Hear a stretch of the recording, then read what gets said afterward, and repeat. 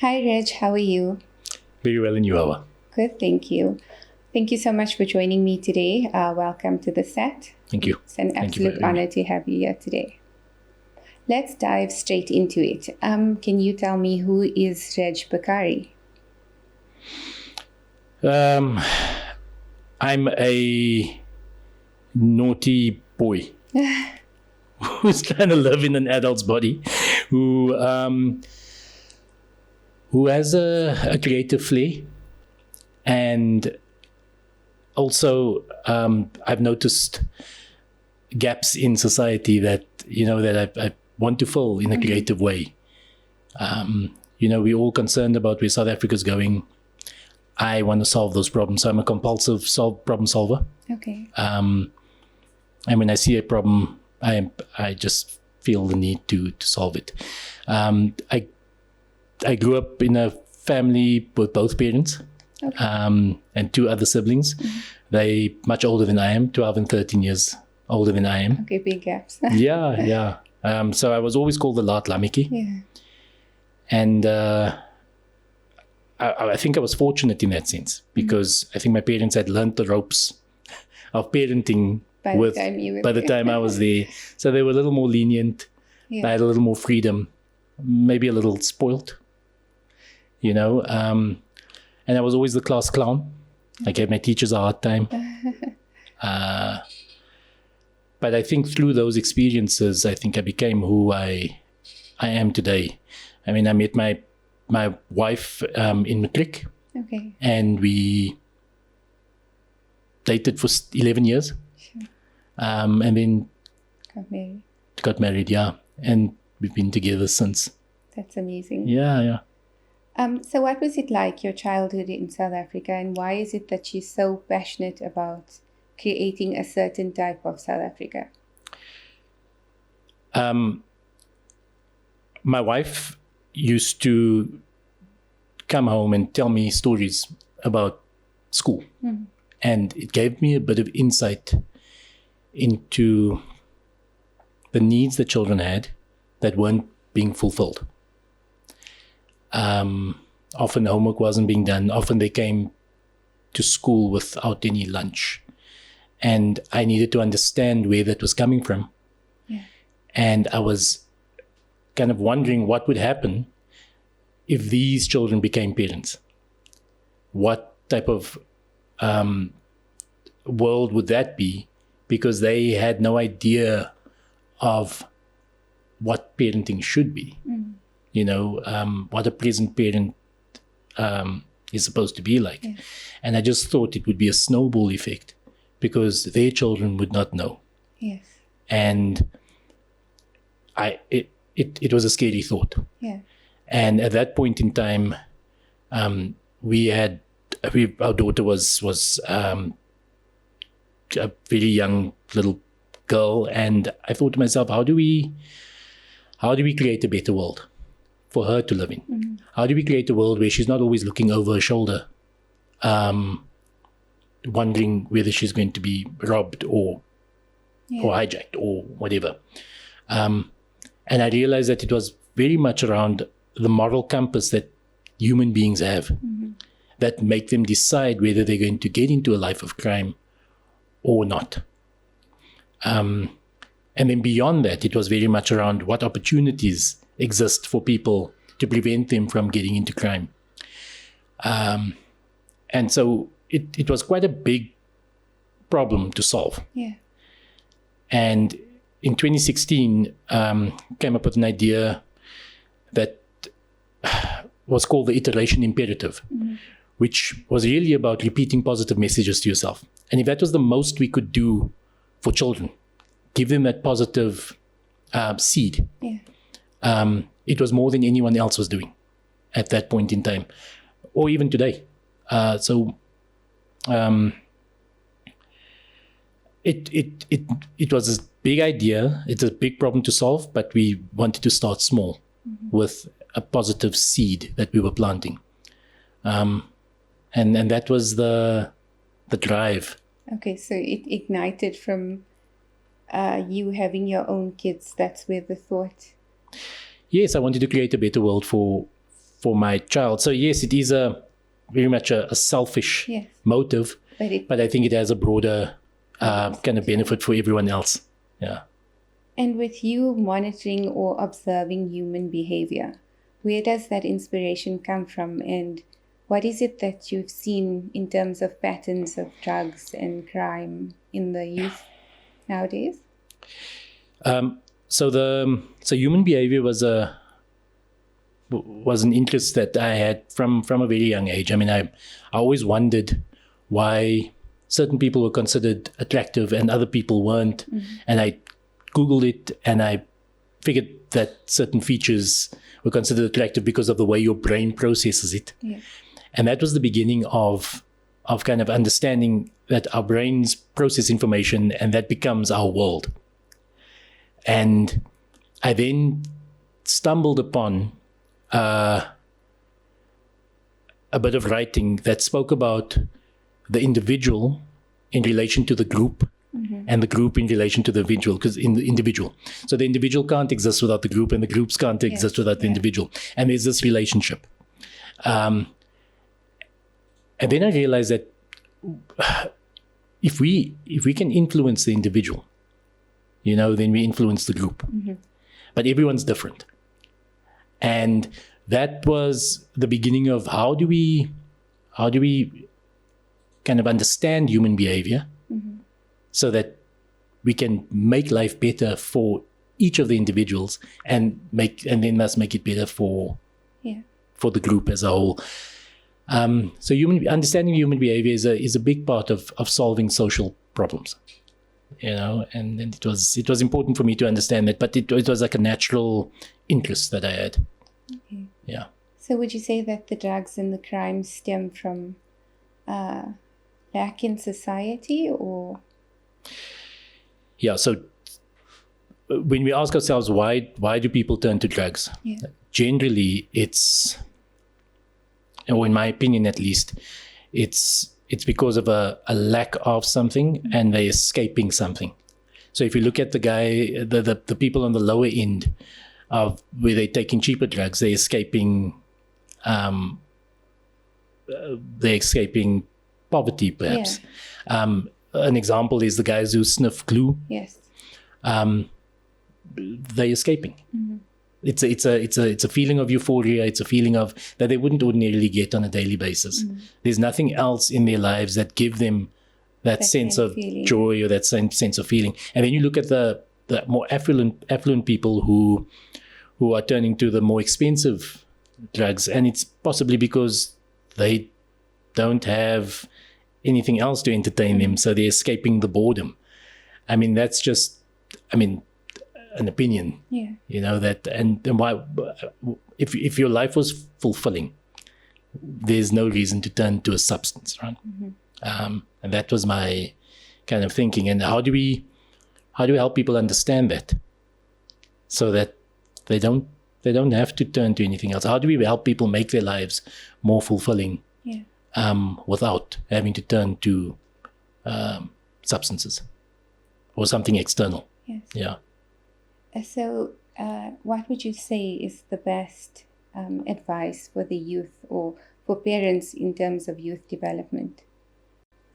It's important that parents are firm, but they need to have kindness, and they need to make their children feel valued. Okay. Yeah.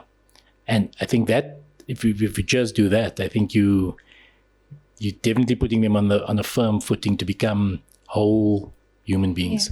Yeah. So how would you balance positive reinforcement versus taking accountability for their actions? So accountability is quite a complex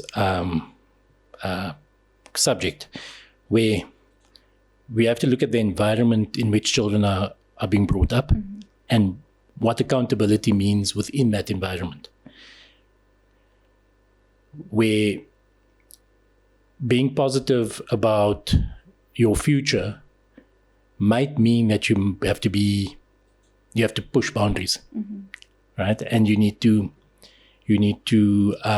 perhaps not obey certain rules. Yeah. I'll use an example of it's well known that teenagers generally don't pick up after themselves. Okay, Yes, they they'll don't. they'll leave an item of clothing in the middle of the floor. A few items. And if we think about how we've developed as human beings, where we were playing outside in the gardens and in the wild and climbing on trees, if we took a branch off a tree and we just left it in the middle of somewhere, nobody would say, "Hey, Yeah. pick up that branch." It's okay, yes. Right? And our brains are wired that way. Our children's brains are wired that way. At a different age, at different age groups, we have different levels of responsibility. I don't think we should be expecting a high level of accountability from children Yes. at a certain age. Yeah, I think accountability is a factor that comes in later, but I think we need to be introducing the concepts of accountability. So I can only give you an example of with my daughter, who we constantly remind to take her dishes from wherever she's sitting to the kitchen, and she constantly forgets. And if we constantly remind her and we constantly remember that she is a child, she will at some point Do it, yeah. get it. I certainly wasn't an ideal kid, but today I am. When I focus. It's a hyper focus, you know. Yeah. And if you compare me today when I focus to the person that was clowning around in school, Yes. you wouldn't say it's the same person. So I would say we have to still be the positive force in children's lives and let them be kids and plant the seeds of accountability as opposed to enforcing accountability. Of course, yeah. Yeah, and let them just find their feet. And I'm sure leading by example would also reinforce Absolutely, that. yes, because they watch us. Yeah, They watch us all the time. yeah. So what is something that you learned from your parents that you would pass down? It was never give up. Never give up. Never give up. So when I think about it, my mum finished school in standard 6. And when I asked her why, she said, well, I just didn't go to school. Yeah. And her mum didn't force it. But she ended up being a bookkeeper, and for companies, she ended up being a salesperson on the floor at an old retail company Yes, called yes. Milady's. And then eventually she became a bookkeeper. Okay. So managing people's finances with a standard 6 education. And I can only imagine, the perseverance that's needed for you to have that confidence to Do that, yeah. be able to get to that point. Yeah. With a standard 6 education. Yeah. Yeah. It takes willpower. It does. And believing in yourself. Yeah. Yeah. So she never gave up. My dad as well. If an appliance broke at home, he would open it up multiple times to try and fix it. And try to, and until he finally knew that thing wasn't fixable, he would keep trying. So perseverance was a big one for me. Yeah, So you would pass that down, obviously, to your kids. I am. Okay. Yeah. And what is something that you've learned in your life, like life's biggest lesson to you? That life is unpredictable. And and we need to embrace uncertainty. Yeah. When we do that, we stress less Yes. because we're expecting the unexpected. Yeah. I think a big part of our distress is having expectation.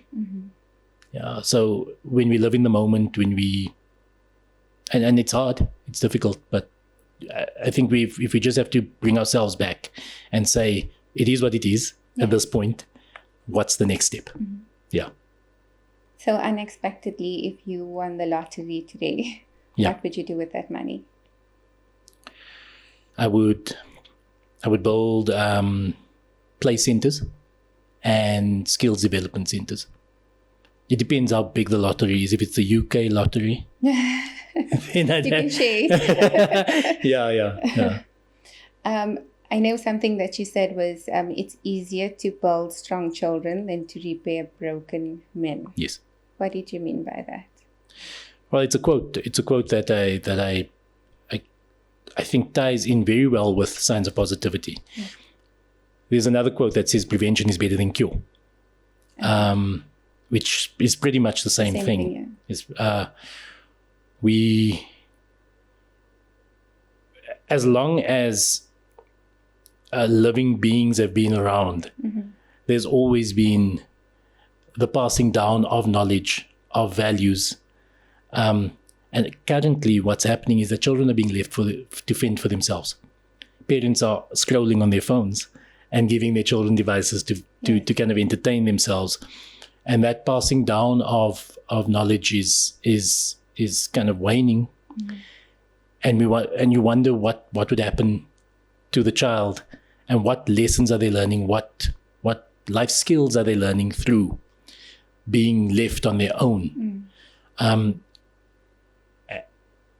then we expect them to be upstanding citizens with good values when we haven't passed them down. And we wonder what happened. You know, we look back and we say, well, what happened to this? What happened to this person? Yeah. But it was a gradual kind of growth into that kind of. Your dedication to family, and you have a great sense of humor. Would you say having heart and humor is something that helped with your long-term relationship? Or does it take hard work? I think it's a combination of everything. I think the thing that really helped with a long-term relationship is understanding that people change. That we are not the same person we were yesterday because of the experience we had between yesterday and today. And change is gradual. Yeah. So the person that I married 20 years ago isn't the same person I'm living with today. But because it's so gradual, we kind of don't realize the impact it has if we're not cognizant of it, right? Yeah. And then we look back and we think, oh, who's this person? Yeah.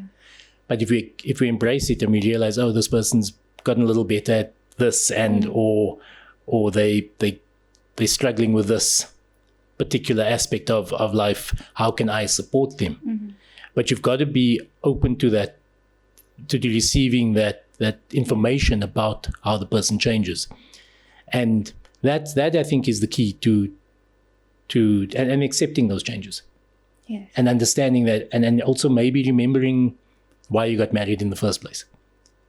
Yeah, I can remember an argument that I had with my wife, and it was we weren't speaking to each other for a long time. It was a while back, but I said to her, "Do you think? I mean, we need to go our separate ways?" And she said, "Reg, I love you." Yeah. And I realized that the argument wasn't our relationship. It was a moment in time. It was an incident. It was it was a passing thing. Yeah. It didn't define who we were. And if we can separate that and just remember that there's this thread that runs through, that binds us through time, and that we can understand the differences that we have and the changes that we are going through, I think we stand a good chance of staying together through thick and thin. That's beautiful. Yeah. What is something that no one really knows about you? There's a lot, but a few people know that I've got an interest in astronomy and quantum physics. Okay. And that I tried stand-up comedy. That's great. And I'm scared to try it again, but I do want to try it again. Yeah. You need to take your signs of positivity onto the stage now. I do. and find ways of, maybe, that's actually not a bad idea, to use humor to spread positivity. Definitely. Yeah. What is something or a project that you're currently working on? Myself isn't, I'm a constant project. I think learning about myself, questioning myself, signs of positivity has really I've really allowed myself to be consumed by Signs of Positivity. Because it is a passion project, and I think there's a sense of urgency about it.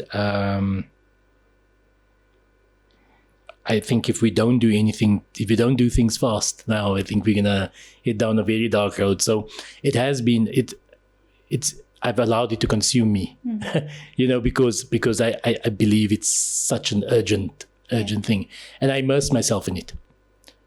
So Signs of Positivity is the project. Currently, it's my focus. It's the only thing. I'm almost like a bulldog. That's the best way to describe it. Hyper focused. Yeah. If you're ever in a dark time, how do you bring out the positivity then? There's a quote that goes, "This too shall pass." Yes. And then I like to ask myself, what's the next step? What's the next step? I mean, I've been through dark times. I mean, with being an entrepreneur, there's a lot of financial instability. And you question yourself and you question your decisions.